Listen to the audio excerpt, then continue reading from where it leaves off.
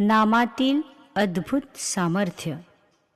श्री तुकाराम महाराजांच्या दिव्य शब्दांची आणखी एक वेगळी प्रचिती आली ती अशी. एकदा ते कीर्तन करीत असताना असे म्हणाले की नामस्मरण करीत मार्गक्रमण केले तर पावलोपावली एक एक यज्ञ केल्याचे फळ मिळते. हे कीर्तन ऐकत असलेल्या एका ब्राह्मणाने ऐकले आणि त्याचा या गोष्टीवर विश्वास बसला. तेव्हापासून त्याने असा क्रम चालविला की येता जाता नामस्मरण करावे व जवळ एक सुतळी ठेवून तिला प्रत्येक वेळी एक गाठ मारावी. असे त्याचे वर्षभर चालत असे. त्या समयी कुणी एक ब्राह्मण ब्रह्मसंबंधाच्या पीडेने फार त्रस्त होता. काही उपाय केले तरी त्याचा परिहार होत नव्हता. शेवटी कुणाच्या तरी सांगण्यावरून त्याने श्री क्षेत्र हरिहरेश्वर इथे जाऊन सेवा केली. काही काळाने त्या संबंधाने शरीरात संचार करून सांगितले की एका यज्ञाचे पुण्य जर कुणी दिले तर मी मुक्त होऊन तुला सोडून देईन. तेव्हा तो ब्राह्मण मोठ्या काळजीत पडला. स्वतःला तर यज्ञ करावयाचे सामर्थ्य नाही, तरी तो अनेक क्षेत्रे फिरला, पण त्याला यज्ञाचे पुण्य देण्यास कुणीच तयार झाला नाही.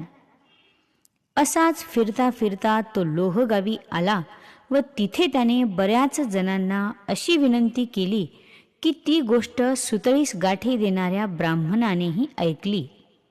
त्याने त्या संबंधी बाधेच्या ब्राह्मणाला घरी बोलावले आणि जवळच्या सुतळीची एक गाठ कापली व ती पाण्यात धुवून ते पाणी त्यास पाजले. त्या सरशी तो अचानक बेशुद्ध पडला. मग घटकाभराने तो शुद्धीवर आला व त्याने सर्वांना सांगितले की संबंधाने आपणास सोडले, आपण विशेष पीडामुक्त झालेलो आहोत. तेव्हा सर्व लोकांना मोठे आश्चर्य वाटले. वारकऱ्यासंगे पंढरीस पत्र पाठविले. तुकाराम महाराजांना जरी केव्हाही ध्यानात पंढरपूरचे दर्शन होत असले तरी सगुण दर्शनाच्या ओढीने ते आषाढी व कार्तिकी या दोन्ही वाऱ्या करीत असत. पण एका वर्षी असे झाले की आषाढ वारीच्या काही दिवस आधी तुकोबांना थंडी तापाने पछाडले. अंगात कमालीचा अशक्तपणा आला. आता काही वारीला जाणे होत नाही म्हणून त्यांचा जीव तळमळू लागला. पण एक पाऊल सुद्धा टाकण्याचे त्राण अंगात उरले नसल्यामुळे ते अंगणात उभे राहून पंढरपूरच्या दिशेकडे उदासपणे पाहत असत. अशातच एकदा लोहगावची भक्तमंडळी श्री तुकाराम महाराजांच्या सह पंढरीस जाण्यासाठी देहूगावी आली. श्री तुकाराम महाराजांनी आपली कठीण अवस्था सांगून पंढरीनाथाला देण्यासाठी 19 अभंग लिहून ते पत्र त्यांच्याजवळ दिले व ते पत्र देवाला वाचून दाखवा असे सांगितले. मग ते सर्व तुकोबांचा निरोप घेऊन पुढे निघाले. सर्वजण जेव्हा पंढरपूरला गेले तेव्हा तीर्थयात्रेचे सर्व विधी करून झाल्यावर ते गाभाऱ्यात दर्शनाला गेले. तिथे त्यांनी श्री तुकाराम महाराजांचे पत्र देवाला वाचून दाखविले. ते वाचून देव कष्टी झाला व त्याने रुक्मिणीला विचारून तुकारामाला घेऊन येण्यासाठी गरुडाला पाठविला. तेव्हा स्वामीच्या वाहनावर आपण कसे बसावयाचे असा विचार करून श्री तुकाराम महाराजांनी त्याला परत पाठविला. त्यांनी पंढरपूरला जाऊन सर्व व्रत देवाला निवेदन केले. सर्व वारकरी यात्रा आटोपून पुन्हा देहूला आले व श्री तुकाराम महाराजांना प्रसाद दिला. यात्रेचे वर्णन केले. तुकाराम महाराजांचा निरोप घेऊन मग ते आपापल्या घरी गेले. तुकोबा मात्र रोज अंगणात उभे राहून व दर्शनासाठी देवाची करुणा भाकीत असत. शेवटी एके दिवशी देवाने येऊन त्यांना प्रत्यक्ष दर्शन दिले. तेव्हाच त्यांना समाधान वाटले.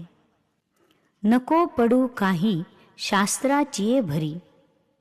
एक ब्राह्मण नित्य कवी मुकुंदराज कृत ग्रंथ विवेक सिंधू याचा अभ्यास करीत असे. तो ग्रंथ अतिशय श्रेष्ठ असून त्यात योग व आत्मानात्म विचार याचे वर्णन आहे. श्री तुकाराम महाराजांची ख्याती त्याच्याही ऐकिवात आली. तेव्हा त्याच्या मनात असा विचार आला की परमात्मा तर प्रत्येकाच्या हृदयात आहे, मग त्याच्यासाठी रानोमाळ भटकत फिरण्याची गरजच काय. तरी पण आपण तुकोबाला एकदा विवेक सिंधू ऐकवू, म्हणजे त्याचे अंतर्यामी काय आहे ते कळेल व त्यालाही योगाचे महत्त्व पटेल. मग तो देहूला आला. तेव्हा तुकाराम महाराज देवळात होते. त्याने देवळात जाऊन तुकोबांची भेट घेतली. परस्पर नमस्कार परिचय वगैरे झाल्यावर ब्राह्मण म्हणाला की मी इथे बसून विवेक सिंधू ग्रंथाचे पारायण करतो, ते आपण श्रवण करावे अशी नम्र विनंती आहे. तुकोबांनी ते मान्य केले व अंगावर गोधडी पांघरून डोळे मिटून बसले. बसण्यापूर्वी ते म्हणाले की नजरेसमोर दृश्य दिसले की मन इकडे तिकडे जाते व एकाग्रता होत नाही. यास्तव मी डोळे मिटून ऐकतो, तुम्ही वाचन सुरू करा. ब्राह्मणाचे ग्रंथवाचन आरंभले. प्रत्येक ओवी वाचून तो त्यावर निरूपणही करीत होता. एक प्रहर असा क्रम चालला तरी तुकाराम महाराजांकडून काहीच प्रतिसाद मिळेना. तेव्हा ब्राह्मणाने गोधडी उचलून पाहिली तर तुकाराम महाराजांनी डोळे मिटले होते. दोन्ही कानात बोटे घालून ते विठ्ठलाच्या नामस्मरणात गुंग होऊन डोलत होते. ते पाहून त्या ब्राह्मणाची फार निराशा झाली. तो म्हणाला, अहो, मी एवढ्या लांबवरून मुद्दाम तुमच्याकडे आलो. एक प्रहरभर ग्रंथ वाचला, पण माझे सगळे कष्ट वाया गेले. मला असे वाटले होते की तुम्ही यावर काही चर्चा कराल, काही वेगळे ऐकावयास मिळेल, पण तुम्ही तर कान बंद करून बसलात. तुम्हाला अध्यात्म श्रवणात काहीच रस नाही असेच मला दिसते. श्री तुकाराम महाराजांनी त्याला उत्तर दिले, बाबा रे, देहधारी मनुष्याला अद्वैताचे तत्वज्ञान पचनी पडणे अशक्य आहे. म्हणूनच मी घरदार सोडून नामस्मरण करीत फिरलो. सगुण भक्ती करीत असताना हळूहळू बुद्धी निष्काम बनते. भगवंताविषयी प्रेम उत्पन्न होणे हेच सर्व साधनांचे उद्दिष्ट आहे. निर्गुण निराकारावर प्रेम बसत नाही, म्हणूनच भगवंताच्या साकार रूपाची भक्ती करणे आवश्यक आहे.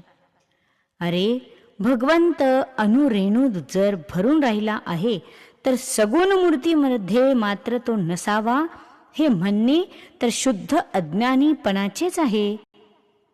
जोपर्यंत देह आहे तोपर्यंत सर्व व्यवहार काही सुटणार नाहीत. लोक आत्मज्ञानाच्या मोठमोठ्या गप्पा करतात, सर्व ब्रह्मरूप आहे असे म्हणतात, पण एका कवडीसाठी मात्र एकमेकांच्या जीवावर उठतात. अशा विद्वत्तेचा काय उपयोग. आपण देहाच्या मर्यादेत आहोत तोवर अद्वैत तत्वज्ञान बोलूच नये. भक्ती करीत असतानाच केव्हा तरी सगुण मूर्ती ध्यानातून सुटून जाते व शुद्ध निराकार तत्वाचा साक्षात्कार होतो. पण ही गोष्ट अनुभव घेऊन पाहण्याची आहे. हा माझा अनुभव मी तुला सांगितला. आता काय करायचे ते तुझे तू ठरव. हे ऐकून त्या ब्राह्मणाला उपरती झाली. तेव्हा तो ब्राह्मण उठला व श्री तुकाराम महाराजांना नमस्कार करून गावी जाऊन भजन करू लागला. धन्यवाद.